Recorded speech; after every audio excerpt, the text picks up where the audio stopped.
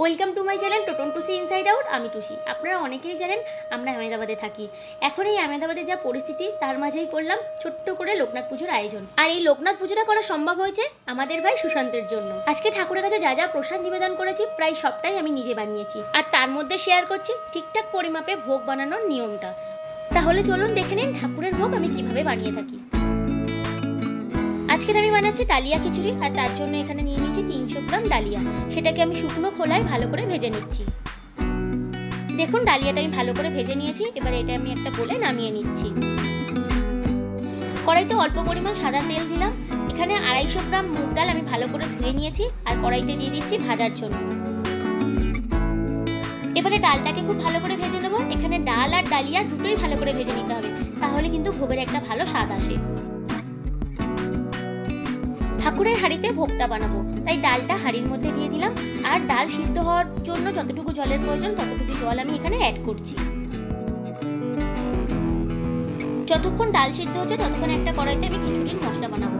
তার জন্য আমি এখানে একটা কড়াইতে সরষের তেল অ্যাড করেছি। এর মধ্যে তেজপাতা আর শুকনো লঙ্কা দিয়ে দিচ্ছি।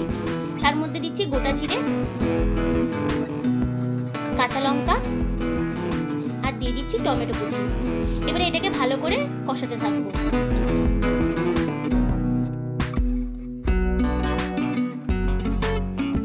এখানে একসঙ্গে পেস্ট করা আদা, কাঁচা লঙ্কা, জিরের পেস্ট 2 টেবিল স্পুন অ্যাড করে নিচ্ছি। এটা ভালো করে কষিয়ে নিচ্ছি। যতক্ষণ না আদার একটা কাঁচা গন্ধ চলে যাচ্ছে ততক্ষণ কষাতে থাকবো। এবারে দিচ্ছি 1 টেবিল স্পুন চিনি, 3 টেবিল স্পুন নুন, 2 টেবিল স্পুন হলুদ গুঁড়ো, 1 টেবিল স্পুন লঙ্কার গুঁড়ো। এবারে মশলাটাকে ভালো করে কষিয়ে নেবো। এখানে মশলার পরিমাপটা যদি ঠিকঠাক দিয়ে কষানো হয় তাহলেই ভোগটা খেতে ভালো লাগবে। মশলাগুলো ভোগে অ্যাড করার পরে আপনারা যদি তখন দেখেন যে মশলার পরিমাণ কম আছে, আর সেই মুহূর্তে যদি হলুদ গুঁড়ো বা লঙ্কার গুঁড়ো আপনারা দিতে চান, তখন কিন্তু খিচুড়িতে কাঁচা হলুদ গুঁড়ো, লঙ্কার গুঁড়োর গন্ধ বেরোতে পারে। আর নুন মিষ্টির পরিমাপটাও কিন্তু ঠিকঠাক দিতে হবে, কারণ ভোগ রান্না করার সময় কিন্তু টেস্ট করতে নেই। তাহলে পরিমাপটা বুঝেই কিন্তু আপনারা রান্না করবেন। দেখুন এখানে ডালটা সিদ্ধ হয়ে গেছে। তারপরে আমি মশলাগুলো এখানে অ্যাড করছি। ডাল সিদ্ধ হওয়ার পরে কিন্তু মশলাগুলো অ্যাড করতে হবে। এবার একটু নেড়ে নিচ্ছি। এরপরে অ্যাড করছি ভেজে রাখা ডালিয়াটা।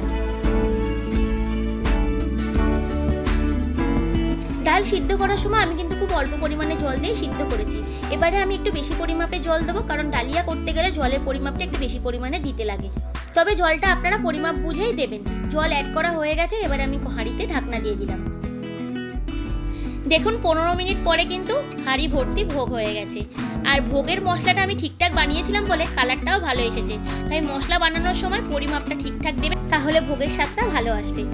ভোগের নিয়মটা যদি আপনারা ঠিকঠাক জানেন, মানে সমস্ত ইনগ্রিডিয়েন্টস যদি ঠিকঠাক পরিমাপে দিতে পারেন, তাহলে কিন্তু ভোগটা খুব সহজে আর সুন্দর বানাতে পারবেন।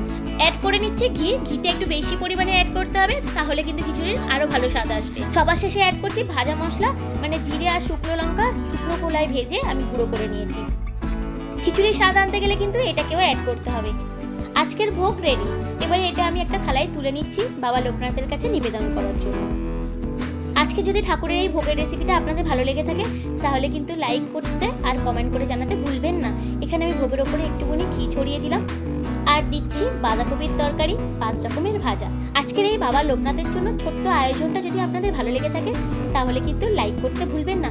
যারা এখনো আমার চ্যানেলটা সাবস্ক্রাইব করেননি, প্লিজ সাবস্ক্রাইব করে নিন। থ্যাংক ইউ আমার পুরো ভিডিওটা দেখার জন্য।